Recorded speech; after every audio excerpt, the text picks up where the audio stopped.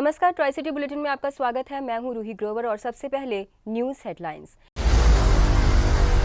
ढकोली को containment zone में बनाए जाने पर भड़के स्थानीय लोग। ओल्ड जीरकपुर कालका रोड पर लगाया जाम। प्रशासन पर लगाया कोरोना पाबंदियों में भेदभाव करने का आरोप।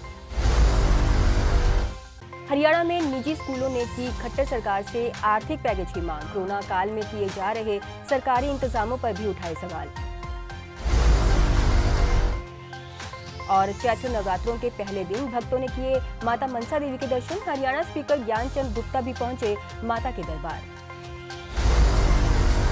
मोहाली में लगातार बढ़ रहे कोरोना के पॉजिटिव केसों के चलते जीरकपुर के ढकोली के दुगोल एरिया में लगभग 450 के करीब कोरोना पॉजिटिव व्यक्तियों के आने से इस ढकोली एरिया को कंटेनमेंट जोन एरिया बना दिया गया है, जिससे लोगों में काफी रोष है। लोगों का कहना है कि एक तरफ तो शराब के ठेके खुले हुए हैं, लेकिन दुकानदारों को प्रशासन की तरफ से तंग किया जा रहा है। उनकी दुकानें बंद करा दी गई हैं। लोगों द्वारा ढकोली पुलिस स्टेशन के बाहर आकर नारेबाजी की गई और ओल्ड जीरकपुर कालका रोड को लोगों द्वारा जाम लगा दिया गया और जमकर नारेबाजी की गई। लोगों का कहना था कि इसमें दुकानदारों का क्या कसूर है, क्योंकि शराब के ठेके खुले हुए हैं और आम जनता को हरास किया जा रहा है। डेराबस्सी के एसडीएम कुलदीप बाबा ने लोगों को आश्वासन दिया कि वे हमें कॉर्पोरेट करें, क्योंकि कोरोना के केस डेराबस्सी और जीरकपुर में बढ़ते जा रहे हैं। उन्होंने कहा कि जिस प्रकार पहले भी हमने कुछ न कुछ प्लान करके लोगों का साथ दिया था, सभी की दुकानें खुलवाई थी, उसी प्रकार समय के चलते हम दोबारा यहाँ पर दुकानें खुलवा देंगे। जब लोगों ने अपना रोष डेराबस्सी के एसडीएम कुलदीप बाबा और डीएसपी जीरकपुर उमराव सिंह के सामने जताया तो डीएसपी उमराव सिंह ने इन लोगों को ड्रामेबाज कहते हुए ये कहकर चुप करा दिया कि वो अपने घरों में जाए, नहीं तो कानूनी कार्रवाई की जाएगी। जब डीएसपी ने लोगों को ड्रामेबाज बताया तो लोगों ने इस बात का भी शिकवा किया कि एक तरफ तो हमारी दुकानें बंद करा दी गई हैं और शराब के ठेके खुले हुए हैं, उसके बाद उल्टा पुलिस प्रशासन हमें भी ड्रामेबाज कह रहा है। लोग शराब पी के इधर उधर थुकदे, बहुत उल्टियां सीधियां हरकतां करदे, सोशल डिस्टेंसिंग ਦਾ ਪਾਲਣ ਨਾ ਕਰਦੇ ਹੋਏ ਨਿਕਲਦੇ ਨੇ। ਸਮਝ ਰਹੇ ਹੋ ਗੱਲ ਸਰ ਇਹਦੀ ਵੀ ਇਹ ਵੀ ਤੁਹਾਡੇ ਨਾਲ ਮਤਲਬ ਉਹਦੇ ਵਿੱਚ ਜਿਹੜਾ ਏਰੀਆ ਬੜਾ ਕਲੀਅਰਲੀ ਡਿਫਾਈਨਡ ਹੈ। ਇਹਦੇ ਲਈ ਜਿਹੜੀ ਤੁਹਾਨੂੰ ਐਕਸਪਲੇਨੇਸ਼ਨ ਜੇ ਚਾਹੀਦੀ ਹੈ ਕੋਈ ਇਹ ਤੇ ਰਿਸਰਚ ਪੇਪਰ ਲਿਖਣਾ ਚਾਹੁੰਦੇ ਹੋ ਤਾਂ ਐਪੀਡੈਮੋਲੋਜਿਸਟ ਸਾਡੇ ਤੈਨਾਤ ਨੇ ਜ਼ਿਲ੍ਹੇ 'ਚ 6 ਫੇਜ਼ ਜਾਓ ਤੇ ਉੱਥੋਂ ਜਾ ਕੇ ਤੁਸੀਂ ਜਦੋਂ ਕੰਟੇਨਮੈਂਟ ਜ਼ੋਨ ਬੰਦ ਹੋ ਜਾਊਗਾ ਉਦੋਂ ਜਾ ਕੇ ਤੁਸੀਂ ਡਾਟਾ ਲੈ ਲਿਓ।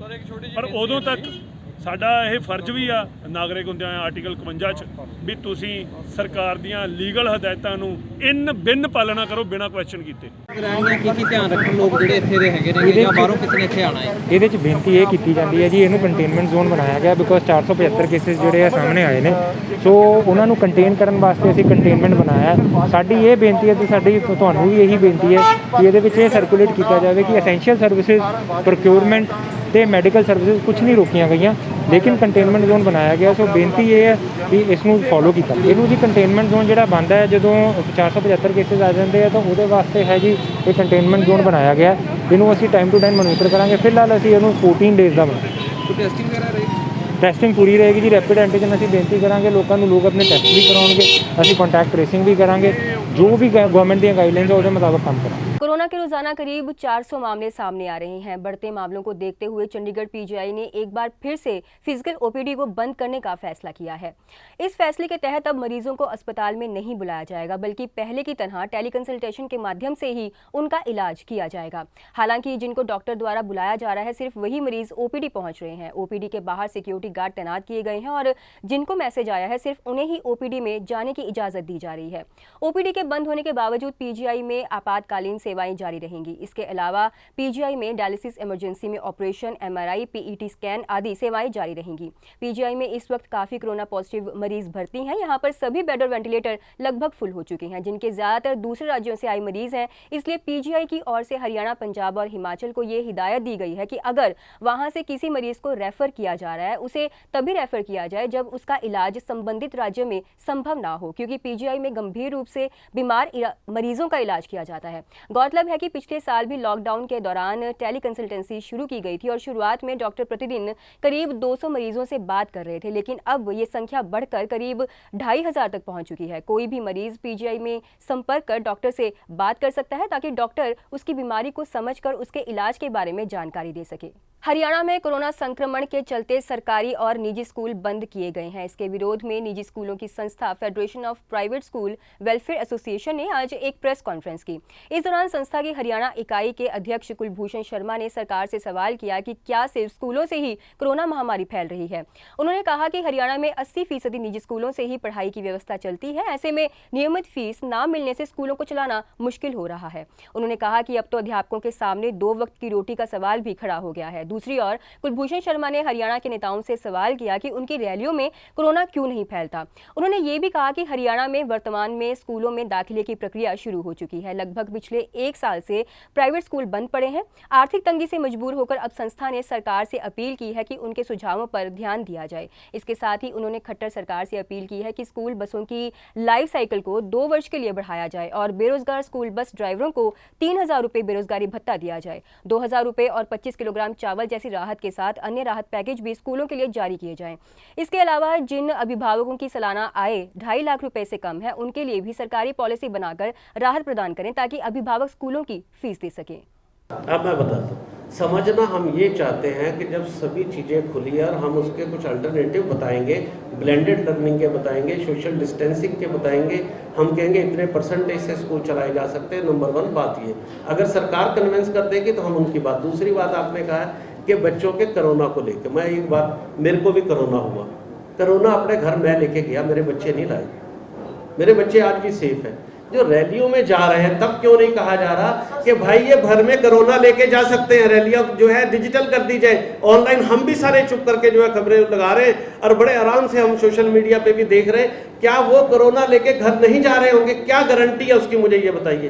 क्या किसी से कोविड का सर्टिफिकेट, मैं पीछे दुबई गया तो मुझसे कोविड का सर्टिफिकेट मांगा गया, वो इतने दिन वैलिड रहेगा। क्या ऑनलाइन रैलीज नहीं की जा सकती थी? वो लोग अपने घर पे कोरोना नहीं ले जाएंगे, इसकी गारंटी क्या है? और जितने भी घरों में कोरोना गया वो ज्यादातर बड़े लोग लेके गए, बच्चे लेकर नहीं आए। आज आप कोरोना की प्रतिशत निकाल के देख लीजिएगा तो बच्चे सबसे कम आप अफेक्टेड मिलेंगे, बड़े ही कोरोना लेकर आए हैं। तो फिर ऑनलाइन रैलियां क्यों नहीं की गई? सरकार ने क्यों नहीं इतना बड़ा निर्णय लिया? नहीं, हम ये नहीं कह रहे। हमने कहा कि आप 25 स्ट्रेंथ पे कर लो, 50% पे कर लो, 25 पे कर लो, आप कुछ और व्यवस्था करो। आप तो पत्र ऐसे निकाल रहे हो कि जी आप ऑनलाइन एजुकेशन दोगे, ऑनलाइन से वंचित भी नहीं करोगे, कोई फीस नहीं दोगे तो उसका नाम नहीं काटोगे, और नाम नहीं काटोगे और बिना एसएलसी के आप गवर्नमेंट स्कूल ले जाओगे। चैत्र नवरात्रि के पहले दिन माता मनसा देवी मंदिर में आज सीमित संख्या में भक्तों की भीड़ नजर आई। इस बार कोरोना के कारण पाबंदियां लगाई गई हैं, जिस कारण मंदिर प्रबंधन ने कई दिशा निर्देश जारी किए हैं ताकि मंदिर में लोगों की भीड़ न लगे। इसके लिए मंदिर प्रबंधन की ओर से ई टोकन की व्यवस्था भी की गई है। लोगों को पहले मंदिर की वेबसाइट पर रजिस्ट्रेशन कराना होगा, उसके बाद उनके मोबाइल पर एक मैसेज आएगा। उस मैसेज को दिखाकर ही वे मंदिर में प्रवेश कर पाएंगे। मंदिर में जगह जगह सैनिटाइजर लगाए गए हैं और भक्तों के लिए मंदिर में मास्क पहनकर आना जरूरी है। बिना मास्क के किसी को भी मंदिर में प्रवेश नहीं दिया जाएगा। माता रानी के दर्शन के लिए मंदिर में विधानसभा स्पीकर ज्ञानचंद गुप्ता अपने परिवार के सदस्यों के साथ भी पहुंचे और हवन में शामिल हुए। ज्ञानचंद गुप्ता ने देशवासियों को इस पावन अवसर की बधाई दी और कहा कि कोविड के चलते इस बार श्रद्धालुओं के लिए स्लॉट बनाए गए हैं, भंडारे बंद किए गए हैं और मंदिर परिसर में फॉगिंग भी की जा रही है। इसके साथ ही उन्होंने ये भी कहा कि प्रदेश ने नाइट कर्फ्यू के चलते मंदिर में श्रद्धालुओं के लिए समय पर भी पाबंदी रहेगी। देखिए, आज माता मनसा देवी के चरणों में प्रथम नवरात्र के इस अवसर पर सभी प्रदेशवासियों को, देशवासियों को बहुत बहुत शुभकामनाएं देता हूं। आज हिंदू नववर्ष भी है। इस अवसर पर भी मैं सभी देशवासियों को बहुत बहुत शुभकामनाएं देता हूं। महामाई से बेनती करता हूं कि महामाई, जो देश के ऊपर ये कोरोना का संकट आया है, इस कोरोना के संकट को जल्दी निवारण करें और कोरोना जल्दी से जल्दी खत्म हो, ताकि देश प्रगति की राह के ऊपर आगे बढ़ सके। श्राइन बोर्ड की द्वारा प्रयास किया गया है कि कम से कम जो अपनी गाइडलाइंस हैं, उन सभी गाइडलाइंस का पालन किया जाए और उसके लिए ऑनलाइन बुकिंग भी शुरू की है। आवरली जो है वो हमने हर घंटे के स्लॉट्स तय किए हैं ताकि उसी स्लॉट के अंदर श्रद्धालु आएँ और यहाँ पर माँ के दर्शन कर सकें। देखिए, इस माता मनसा देवी जो सिद्ध पीठ है, इसके प्रति लोगों की श्रद्धा वो केवल हरियाणा ही नहीं, पूरे देश के सभी प्रदेशों से यहाँ पर श्रद्धालु आते हैं। और इस अवसर पर श्राइन बोर्ड की तरफ से हमने विशेष इंतज़ाम भी किए हैं, कुछ रिस्ट्रिक्शन भी लगाई हैं।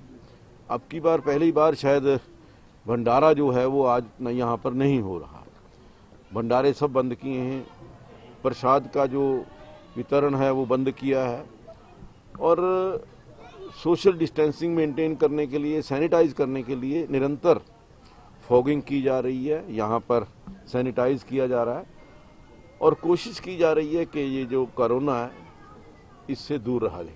कोई समय सीमा निश्चित की गई है या कोई? हाँ, देखिए, आज क्योंकि पहले समय जो हमने यहाँ पर तय किया था वो रात को 10 बजे तक था, लेकिन आज क्योंकि प्रदेश के अंदर नाइट कर्फ्यू लगा है, उस दृष्टि से हमने जो यहाँ पर दर्शन हैं सुबह 5 बजे से लेकर रात के 9 बजे तक रिस्ट्रिक्ट किए हैं।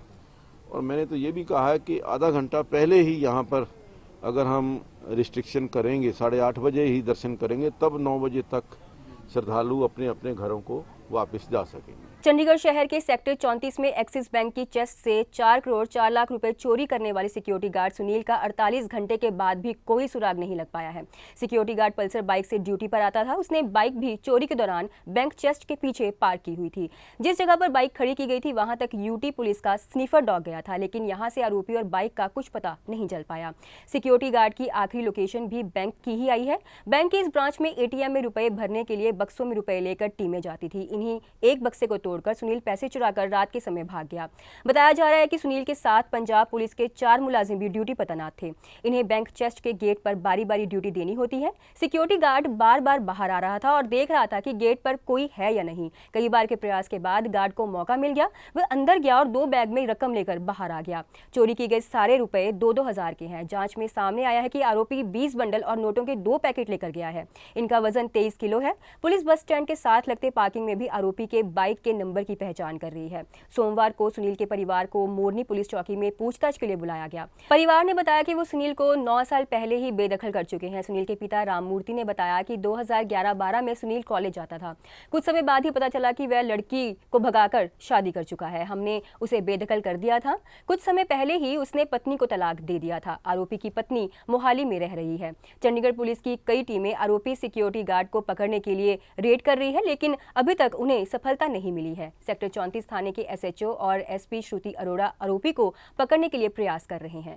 आगामी दिनों में लखनऊ में स्पोर्ट्स अथॉरिटी ऑफ इंडिया के द्वारा पैरा खिलाड़ियों के लिए टाइक्वांडो के ट्रायल रखे गए हैं। पंचकुला में पिछले करीब 2.5 साल से टाइक्वांडो गेम की प्रैक्टिस कर रहे पैरा खिलाड़ी इसे सुनकर खुश तो बहुत हुए, पर उनकी उम्मीदों पर पानी तब फिर गया जब उन्होंने लेटर में पढ़ा कि केवल वर्ल्ड रैंकिंग वाले खिलाड़ियों को ही आमंत्रित किया गया है। खिलाड़ियों का कहना है कि उनका पिछले साल एशियन गेम्स के लिए चयन हो चुका था, पर कोविड की वजह से गेम्स कैंसिल हो गए। इसमें उनकी क्या गलती है? अगर उन्होंने वो गेम खेला होता तो उनकी भी वर्ल्ड रैंकिंग होती। इन खिलाड़ियों में एक खिलाड़ी शीतल भी है, जिनके माता पिता गरीब हैं और मजदूरी का काम करते हैं।